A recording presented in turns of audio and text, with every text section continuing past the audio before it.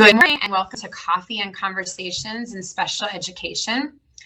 I'm here with you today to talk about a topic that I know affects many students, not only students, it affects their parents and it affects their teachers all over the country, and that's behaviors, okay? While teachers, for the most part, are trained in educating students and providing academic remediation interventions, there seems to be a consistent and persistent gap in their knowledge of how to modify behaviors and implement evidence-based behavioral interventions. The IEP is composed of 5 domains. Academics is one of the 5 domains. Social emotional is another one of the 5 domains. Social emotional is just as important and just as impactful as educational interventions. The IEP has the question within it of, does the student have a behavior that impedes his or her learning or that of others? The team has to answer that question. The answer will be yes or no. If the answer is yes, then the team has to answer the question, has there been a functional behavioral assessment conducted and subsequently a behavior intervention plan put into place? The team will either say yes or no. They should be saying yes if there are behaviors that impede the student's learning or that of others in the classroom.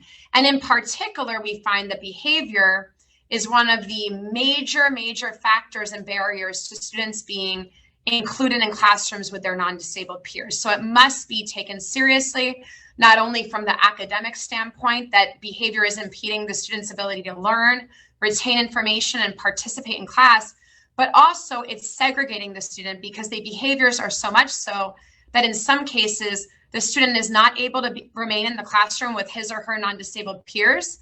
And also oftentimes the behavior escalates to the point that the student is being removed, suspended, and worse off, put into an alternative placement school, or even worse off, being expelled. We do not want things to get to that point. So we're hoping that in the IEP, that if they answer the question of yes to behaviors impeding the learning of the student or that of others around them, that they have created an evidence-based behavior intervention plan. If they say no, the question would be, why not? And oftentimes teams give the answer that they have addressed the behaviors through the social emotional domain of the IEP. Now, it's not enough to write goals of how a student is going to improve their behavior or self-regulation or how they relate to others, and then not attach it with a service or a remediation. And I find that regular school level IEP teams, they just don't have the training to know how to modify behaviors in the classroom. It really is most effective and most impactful when we involve individuals that do. Now, your district might have a BCBA or a clinical psychologist that specializes in behaviors in young children. Depending upon the behavior, they might have a specialty. Your district might have an individual that's called a district behavior specialist that you can invite to a scheduled meeting.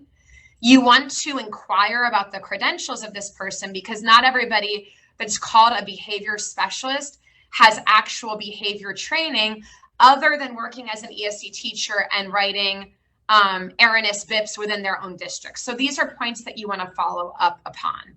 If you work with a private BCBA or a psychologist or a social worker or a therapist, it is imperative that you get their input and that you invite them to collaborate in the school-based team.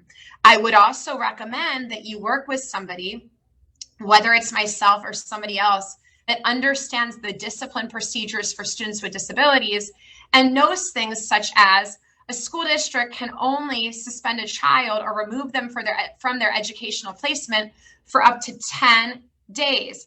At that point, they must conduct what's called a manifestation hearing to determine if the behavior in question is a direct result of the student's disability or not, and make a determination. And then different steps must follow thereafter. It's very important to be knowledgeable about this. I am going to have more discussions about behavior. I'm also going to host a Q&A about this very topic that I gave you a little intro of today. I'm going to be doing that on a private Zoom to protect others' privacy that might have questions that are specific to their child. So if you would like to be included in that, please, please, please send me a message to My Educational Solutions, to the business page. You can also call me at 954-751-2300. Let me know that you're interested and I will include you in that event. But before I go, I have one more thing to leave you with.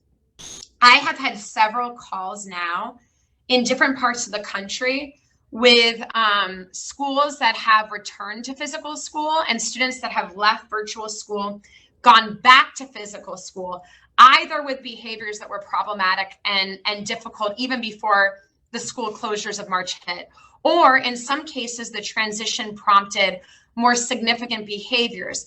And I've actually had parents advised by schools and districts to not report to school anymore, and that their child should remain in e-learning at home because of the behavior. This is grossly inappropriate, and I would be happy to help you if you've had such a message sent to you. I would also be able to provide you with more information just by you commenting to this very video. I want to make sure that in the light of COVID education, that this trend does not become the new norm. Students that are parents that want their child to be in school have every right to equal access to the school building as any other child. And we need to make sure that we're putting interventions in place that help to decrease and modify these behaviors versus further segregating the child and eliminating their access to the school building. Thank you so much for joining me today. This is such a vast topic. I have so much more to say about it. I do plan to have that Q&A, and I plan to come on for other topics having to do with behavior in the future. Please comment, and I'm so happy to have been here with you today. Have a great rest of your day.